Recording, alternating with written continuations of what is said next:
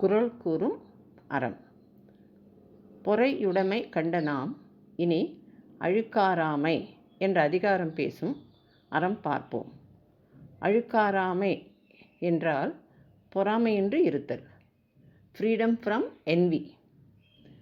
பிறரின் உயர்வை கண்டு அல்லது செல்வத்தை கண்டு பதவியை கண்டு பொறாமைப்படுபவர் பலர்.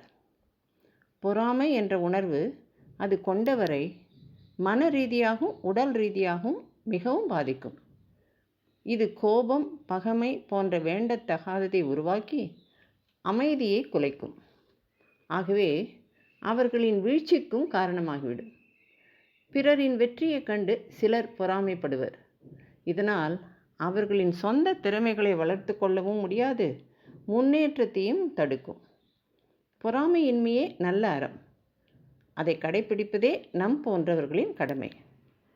வள்ளுவர் அழுக்காராமை என்ற அதிகாரத்தில் பொறாமையின்மையின் சிறப்பினையும் பொறாமை குணம் குடியேறினால் அதனால் உண்டாகும் தீமைகளையும் 10 குறள்களில் கூறுகிறார்.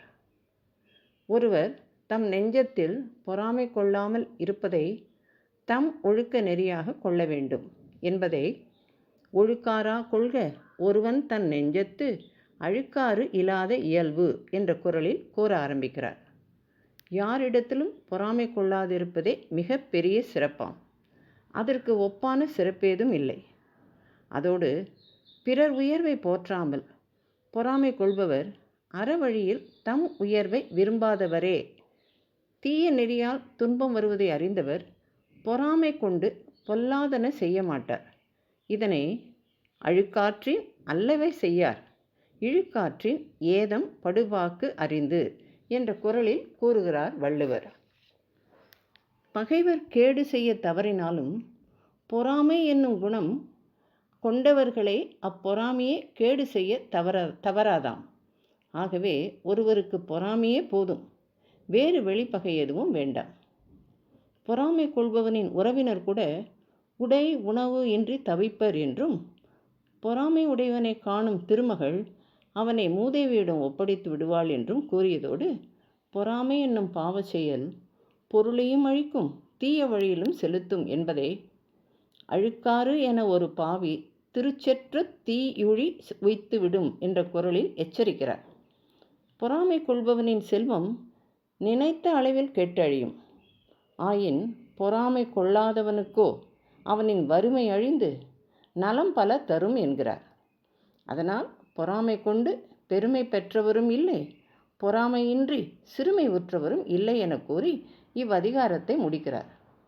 பொறாமையின்றி நல்ல மனிதனாக வாழ்தல் இயற்கையே நமக்கு துணை நிற்கும் என்பது உறுதியாகிறது. அழுக்காராமைக்கு உதாரணமாக திகழ்பவருள் முதலில் நாம் காணவிருப்பது தர்மபுத்திரர் என்று போற்றப்படும் யுதிஷ்டிரரே. இவருக்கு பேராசையோ பயமோ பொறாமையோ கிடையாது. பொறாமையின் பொறுமையின் பொக்கிஷமாக திகழ்பவர். இவரின் தர்ம சிந்தனையோடு கூடிய கருணையும் பொறாமையின்மையுமே இவரை தர்மபுத்திரர் என்ற சிறப்பு பெயரை பெற்று தந்தது. ஒரு சமயம் வனத்தில் இருந்தபோது இவரின் சகோதரனான பீமனை ஒரு மலைப்பாம்பு பிடித்து வைத்து கொண்டதோ தனக்கு நல்ல உணவு கிடைத்ததாக கூறி உண்ண தயாரான போது பீமனை காணாது வனத்தில் பல இடங்களில் தேடியபடி வந்த தர்மபுத்திரர் மலையின் குகையில் பெரியதொரு மலைப்பாம்பினால் பீடிக்கப்பட்டு அசைவற்று இருந்த பீமசேனனை காணுகிறார். தர்மரை பார்த்த பீமன் தன்னை பிடித்திருக்கும் சர்ப்பம் நகுஷன் என்ற ராஜ ரிஷி என்றும், ரிஷியின் சாபத்தால் பாம்பாக இருப்பதாகவும் மிக்க பலம் உள்ளதாகவும் தன்னால் கை கால்களை அசைக்க முடியவில்லை என்றும் தன் நிலையை கூறுகிறான். தர்மர் உடனே அந்த பாம்பை பார்த்து அந்நிலையிலும் அதனை ஆசீர்வதித்தபடி தன்னை அறிமுகப்படுத்தி கொண்டு தன் சகோதரனை விட்டுவிடும்படி பிரார்த்திக்கிறான். பாம்பின் பசியை போக்க வேறு ஆகாரத்தை கொடுப்பதாக கூற அந்த பாம்போ, என் வாயில் விழுந்திருக்கிற இவன் எனக்கு ஆகாரமாகிறான், எவன் என் இருப்பிடத்தை அடைகிறானோ அவன் எனக்கு ஆகாரமாவான், இது என் விரதம். யுதிஷ்டர் பொறுமையாகவும் அன்பாகவும் அந்த மலைப்பாம்பை பார்த்து, எதை ஆகாரமாக கொண்டால் அல்லது எதை அறிந்தால் உனக்கு பிரீத்தி உண்டாகுமோ கேள் என்றதும் அந்த பாம்பு தான் நகுஷன் என்ற அரசனாக இருக்கையில் கர்வத்தினால் பலரை அவமதித்ததாகவும் அதனால் சீற்றம் கொண்ட அகத்திய முனிவர் கொடுத்த சாபத்தினால் பாம்பாக மாறியிருப்பதாகவும், நான் கேட்கும் கேள்விக்கு சரியான பதிலை நீ சொன்னால் பீமனை விட்டு விடுகிறேன் என்றும் கூறிற்று. உடனே கேள்வி கேட்க ஆரம்பிக்கிறது. எது அறியத்தக்கது, இவற்றுக்கு பதில் சொல் என்று கேட்க, எது தேசத்தாலும் காலத்தாலும் அளவிட முடியாததாயும் அகண்ட ஏகரசமாக இருக்கிற எந்த வஸ்துவினிடத்தில் சென்று மனிதர்கள் மீண்டும் சம்சாரத்தை அடைவதில்லையோ அதுதான் அறியத்தக்கது. அதாவது பரமனே அறியத்தக்கவர் என்ற பதிலை தருகிறார். எவன் பிராமணன் ஆகிறான் என்ற அடுத்த வினாவை கேட்க, எவனிடத்தில் உண்மை, கொடை, பொறுமை, இரக்கம், தவம் இவை இருக்கின்றனவோ அவன் பிராமணன். ஜாதி பிறப்பினால் நிச்சயத்தக்கதன்று. சாதுக்களுக்கு மனம் சத்தியம், தர்மம், தவம், யோகம், வேதாந்த ஞானத்திலே எப்போதும் நிலை பெற்றிருக்கும். ஜாதியும் குலமும் சாதனங்கள் ஆகா என்ற பதிலை அளிக்கிறார்.